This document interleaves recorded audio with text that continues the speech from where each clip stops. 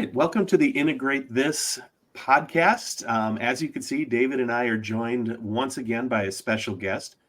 We're happy to have with us Paul Ivers. Paul is the digital learning specialist, or one of them, for Orono Public Schools. And I got the chance to listen to Paul present a little bit about a communication strategies AI lesson or AI infused lesson. I think that might be kind of a good way to describe it.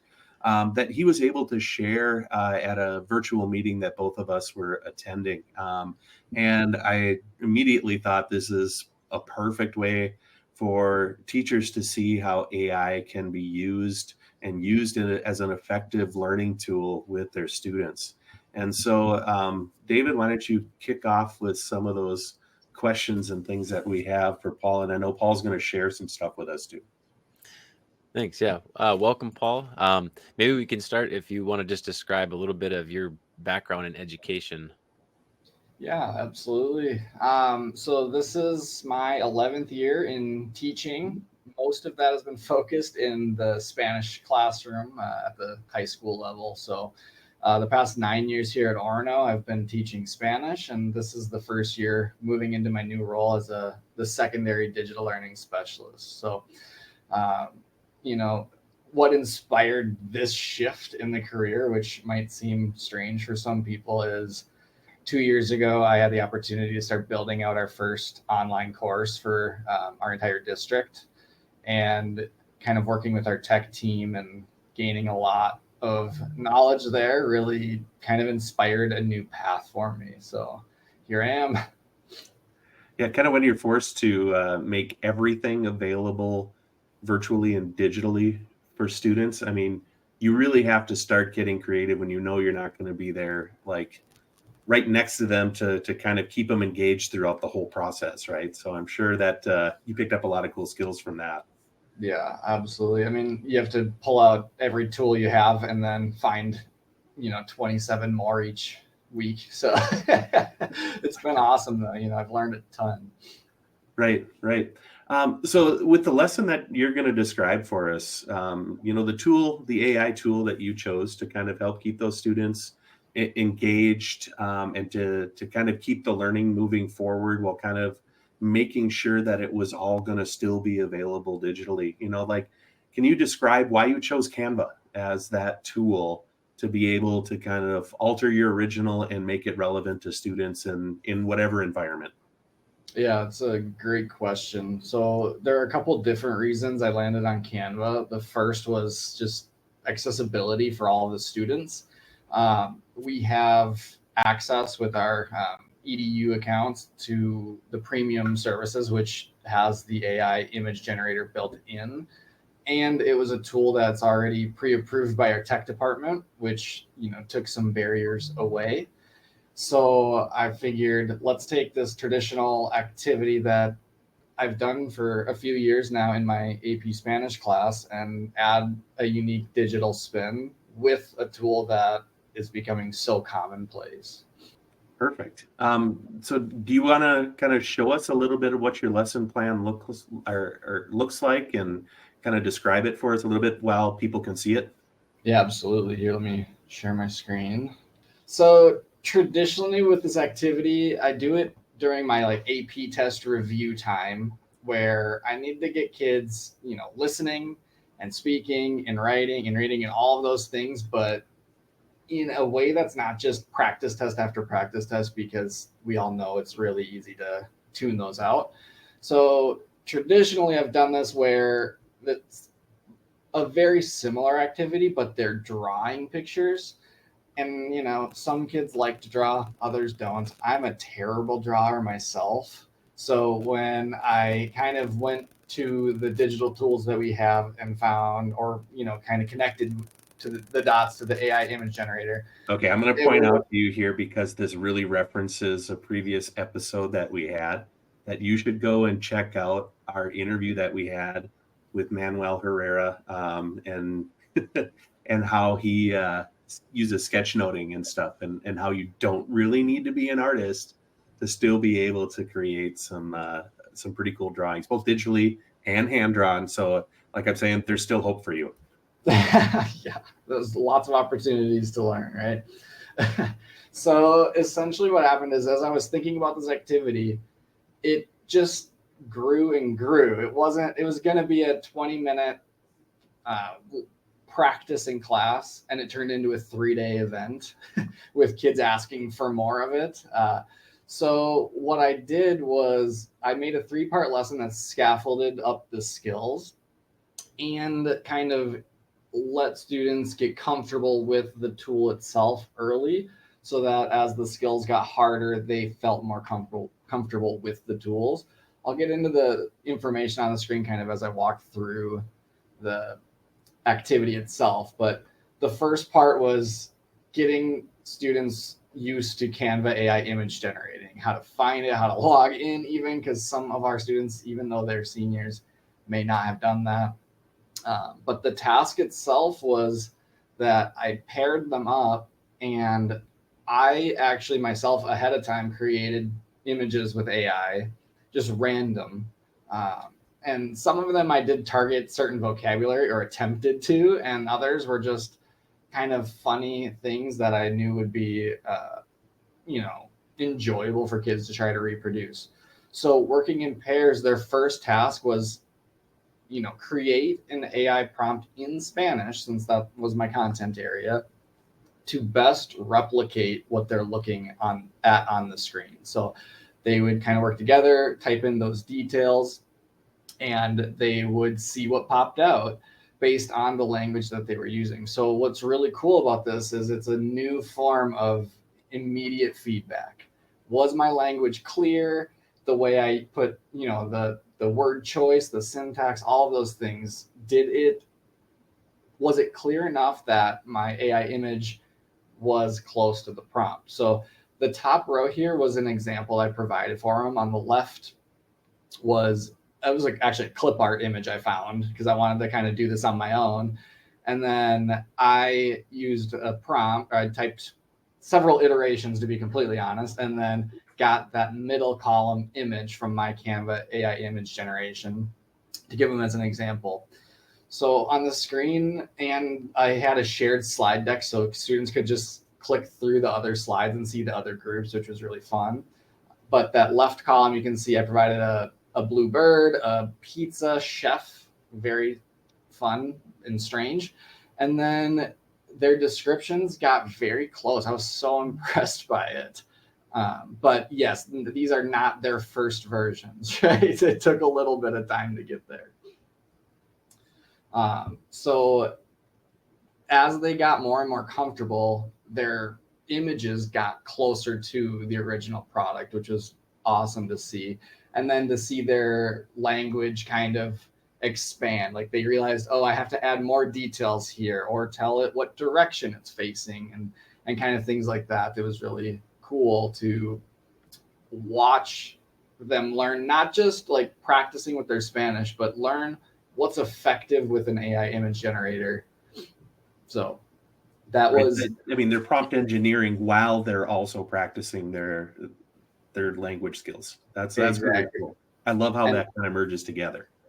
Yep. And with that immediate feedback, they can go right back to it and tweak their language. Some people would completely restart. As anybody knows with AI, sometimes that's the most effective method, to start over. And others were able to just add details here and there to get what they wanted. So here are a couple other examples. And this opened up a really good conversation because some images were much easier to reproduce than others. And, kids were asking like, oh, that one was super easy. And they made them think, like, why is this, like the phone on the table, why is that so much easier than a pizza chef, right? So, having the thoughts about what these tools are trained with was awesome and so organic in there, right? Like there aren't as many images of pizzas being chefs and cooking, but there are probably a lot of images of phones on tables these days. So it's like a simple thing, right? You don't often think about it, but the fact that they brought that up instead of me having to, I think was really impactful. So that then built to a little bit more difficult task in part 2, where now it was going to be an info gap activity where one student could look at the picture and the other had the AI image generator. And the student looking at the picture would describe it out loud in Spanish. And the person with the AI image generator who couldn't see the image would type down what their partner said. And I made sure this was more interpersonal. I was like, if you need more information or if your images are not coming out even close, according to your partner, you can ask questions, but they need to be in the target language. So for a world language, this really made that back and forth possible. And it was really fun to hear that too in an enjoyable way where they're wanting to ask more questions. They're not forced to.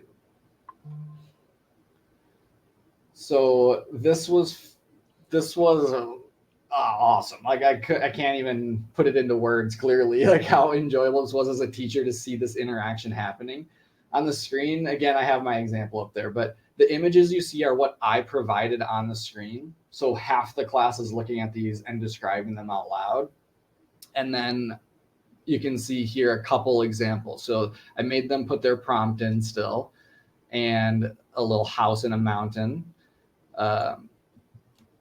Sorry, I'm going a little quickly there. So just to compare, the cat with the glasses and the guitar came out surprisingly well. I was surprised, but maybe there are a lot of images of cats online. So there's that.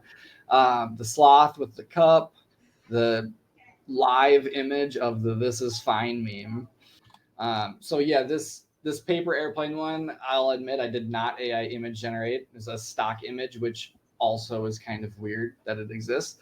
But I was curious to see what the Canva image generator could do, because at this time, which was last spring, faces were a real trip. I don't know if you remember making anything with people in it, but it's like faces and hands were pretty clear evidence that it was AI image generated. Well, and I think even like still right now, Gemini still struggles and doesn't even really want to create faces yet.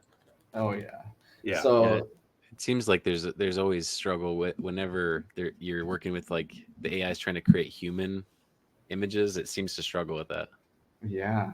Yep. And it's definitely made improvements, but it's not super accurate yet. But what it came out with was very odd. Like the people that it would produce were statues, so it put statue heads on top of some airplane type vehicle, and this was the closest one that anyone got. So pretty fun.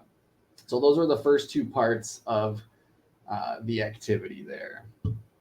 Yeah, so those are some really good examples, and I like some of the connections you made because and Jeremy and I, when we've talked about things or we've done various trainings, like a lot of the same things tend to come up with, like how do you write prompts effectively, and and then I like that you're having students try out different types of prompts and challenging them in different ways where they're learning that process of how whatever you write, it will yield a certain result, and then you can kind of tweak that here and there to get something better.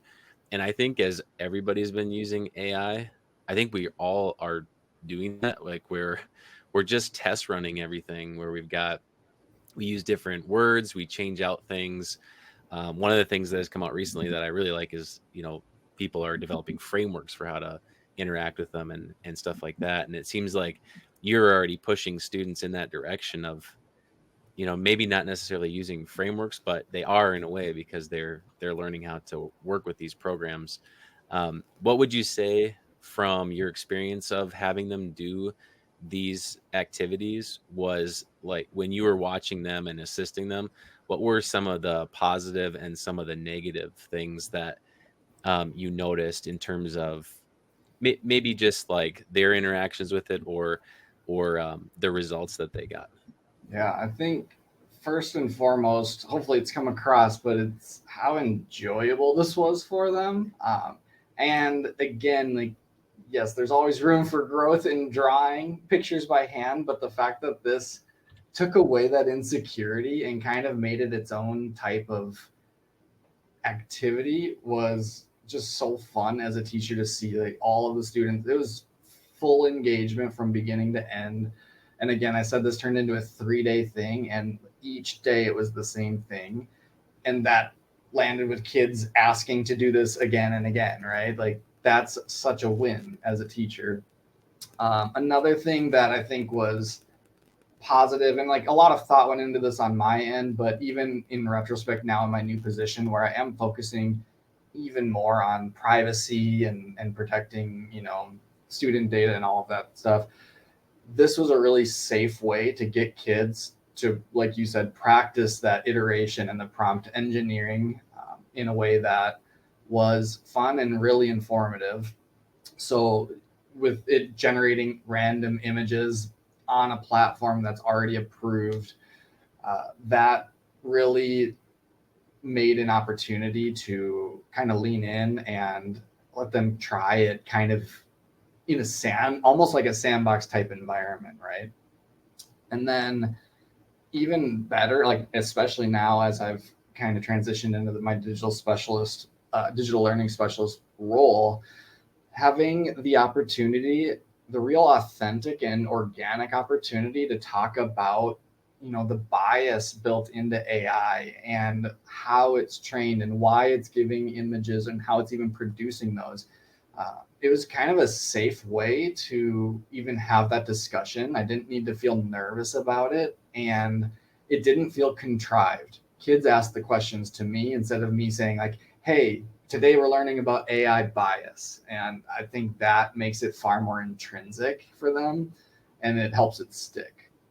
And, in line with learning or having them ask about like the bias or why some images were easier to make than others, there was just some really good questions that are great to ask and very important to ask, whether you're students in a classroom or adults, in terms of, the implications of AI. And some of these really came up in the final part of the lesson, where I then AI image generated an image, and I took it to my ChatGPT account and told it to give me a detailed description in Spanish of that image, which it then did.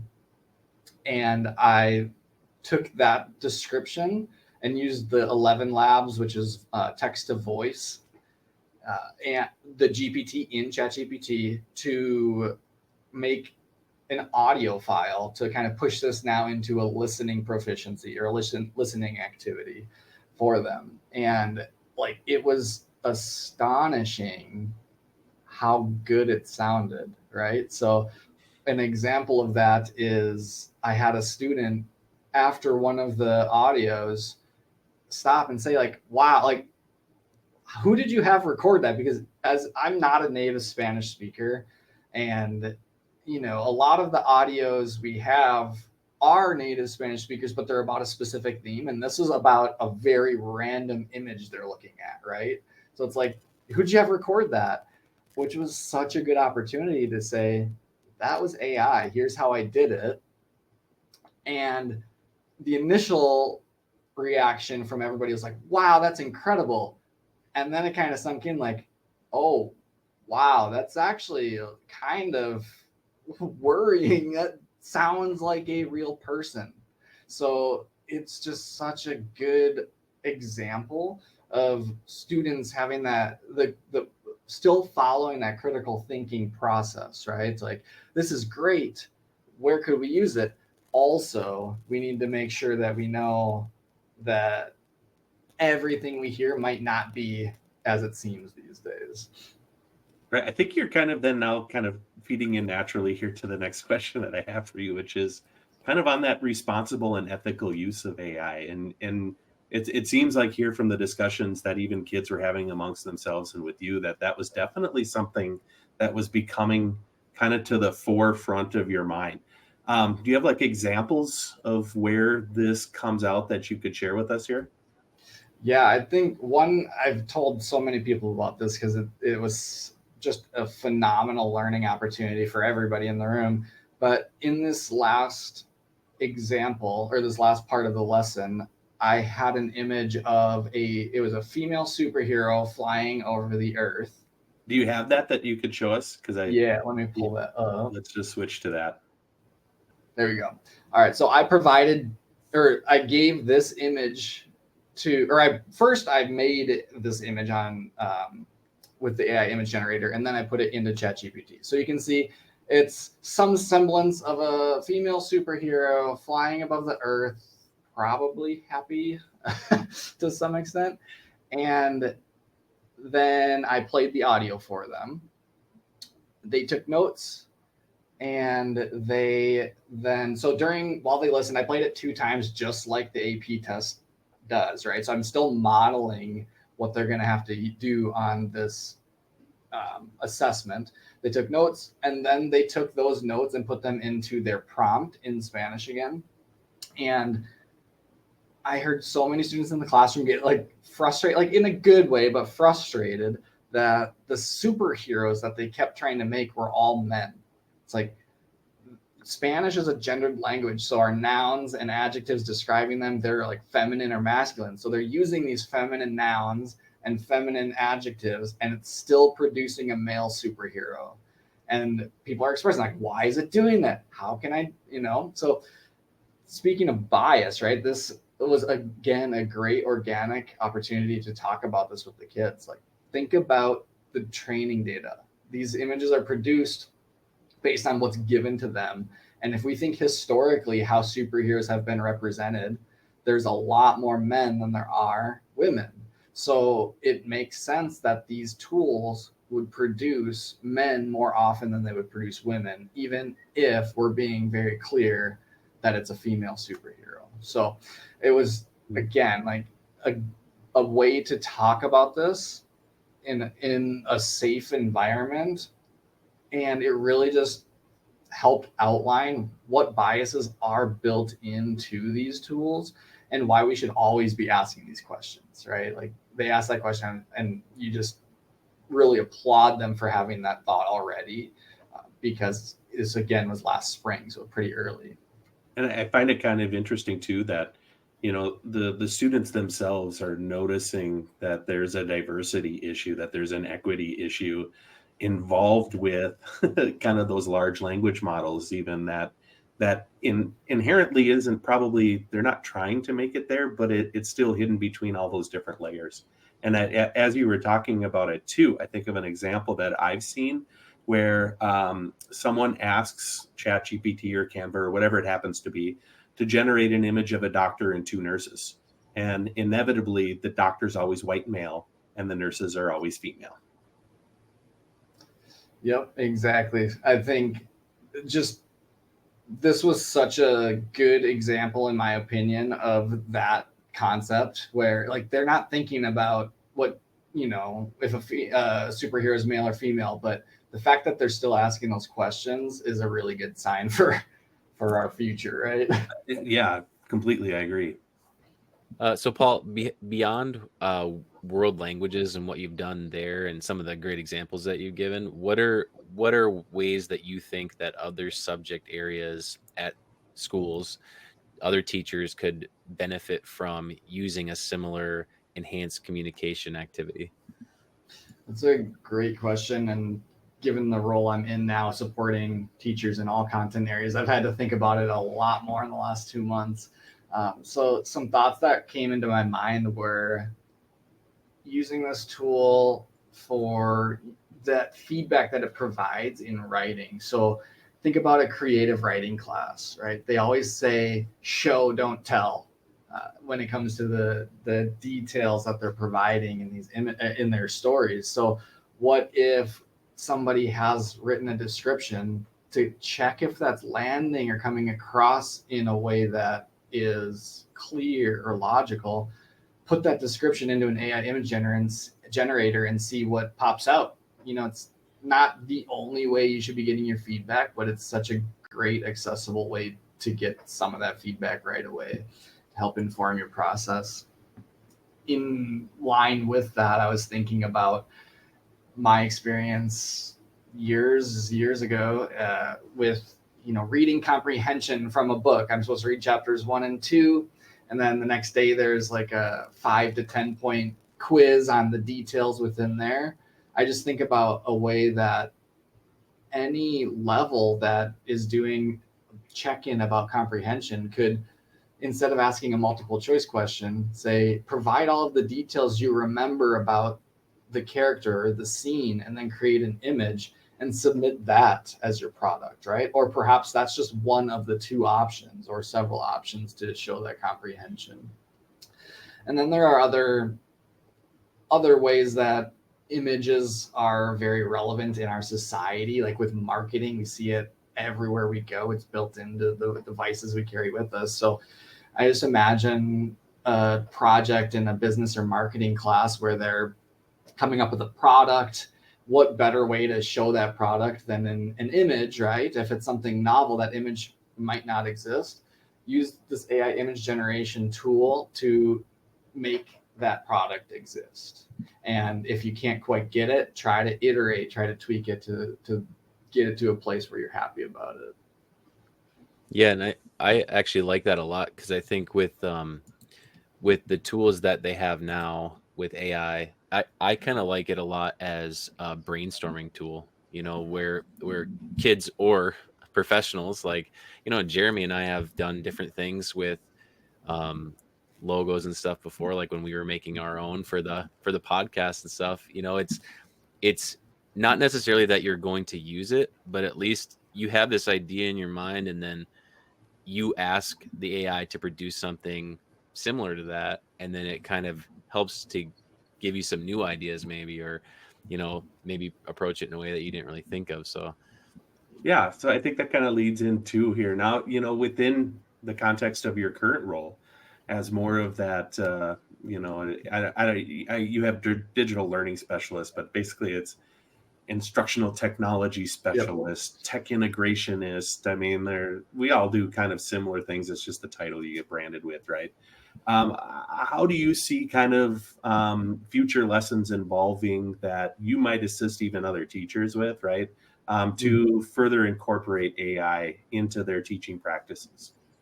Yeah, there are a couple of routes to go. I think for me, what was most beneficial was working with my tech team when I was just in the classroom.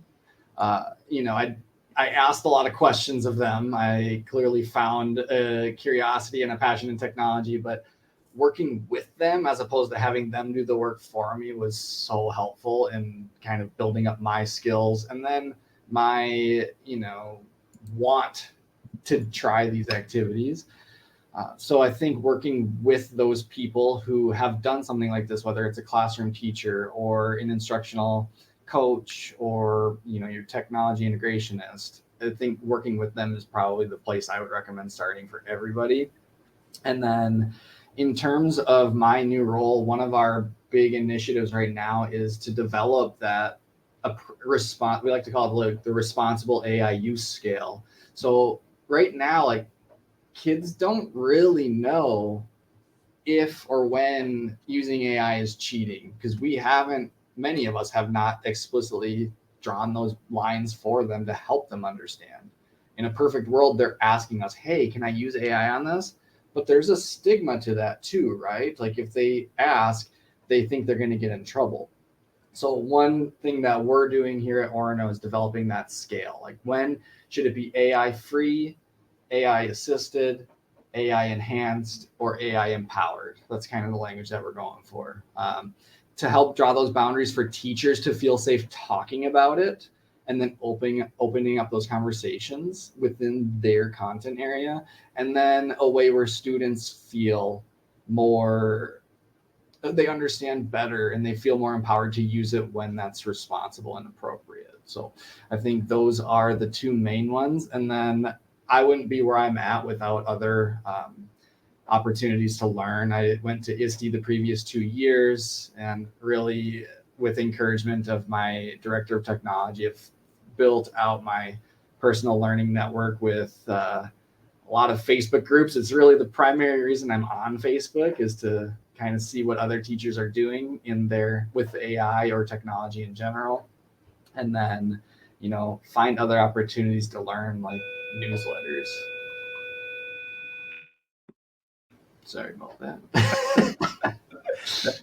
I just muted myself because we just had passing time in the hallway here too. Yeah. So it's Perfect. good timing. Anything else that you want to add, Paul? I think, we've had a really good conversation here. I really love your model lesson plan.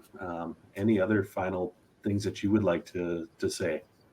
I don't think so. I feel like this is a great talk, and most of, if not everything, of what I planned to say came up well. So, Well, I feel like we're building RPLN here too. So if you come across more great examples that you even see from other teachers, we'd love to be able to hear about them and be a mouthpiece to share some of that stuff out too, right? So it expands, and we've got that broader base in which to draw upon.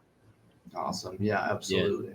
Paul, I think yours is super helpful because we've done trainings and we've talked with teachers a lot about what this could look like, but I think that what you have in your slides is a nice concrete example of what it looks like, and I think it's more applicable than when sometimes we're just telling teachers about our experience with AI, and that's like a real life application that I think they could take and then kind of make their own. So Paul, do you mind if we share your resource in the comment section when we post the video?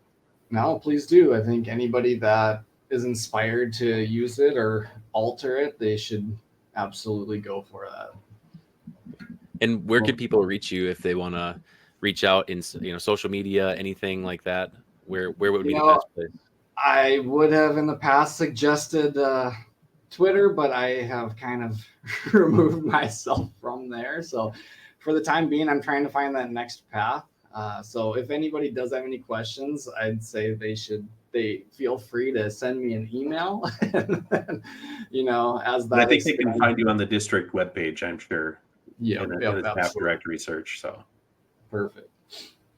Yeah, awesome. Well, I think David and I have kind of like challenged ourselves to create our own version based upon your model of a lesson plan in a different content area, and we're going to kind of see what each of us can come up with, and that's going to be shared in our next episode that we have that follows this one.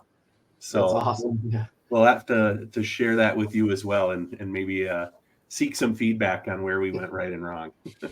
Sounds great. I'm looking forward to it. Perfect. Well, thanks for joining us here, Paul. We look forward to connecting with you again soon. All right. Thanks for having me. Yep. All right. Thanks everybody for watching. Thanks. We were glad that Paul could join us for the interview, and he shared a lot of cool things that he was able to do with a real life example of in-class use of AI and a specific tool. Next week, Jeremy and I will, like Jeremy said, we will do our own versions of that and see how we fare.